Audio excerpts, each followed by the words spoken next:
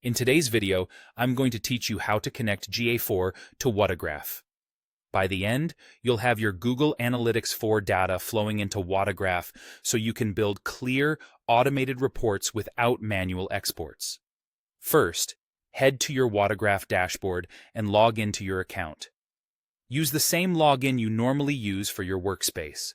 If you manage multiple workspaces or clients, make sure you're in the correct one before connecting anything so the data appears where you expect it. Once you're in, look for the Data Sources area in the main menu. Depending on your interface, this might be labeled Data Sources, Connect Sources, or Connect New Source. They all take you to the same place, the hub where you manage and link data integrations. Open that section to proceed. Next, choose the option to connect a new source. You'll see a catalog of integrations. Find Google Analytics 4, sometimes shown as GA4. If there's a search bar, typing GA4 is the quickest way to locate it. Click on the GA4 integration to begin the connection process. You'll now be redirected to Google's secure login and authorization screen. Sign in with the Google account that has access to the GA4 property you want to use. If you switch between personal and work accounts in your browser, double-check you're selecting the one with the right permissions.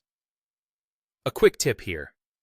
If your organization uses multiple Google profiles, keeping only the relevant one active in your browser helps avoid authorization mix-ups.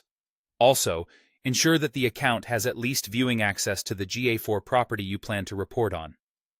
After signing in, Google will present a permissions prompt. Review the requested access, then click Allow to grant Whatagraph permission to read your GA4 data. This enables Whatagraph to securely pull metrics and dimensions for your dashboards and reports. If you use browser extensions that block pop-ups or third-party cookies, consider temporarily allowing them for this step so the authorization window completes smoothly. That's it. Once you allow access, the connection is established and your GA4 source is linked in Whatagraph.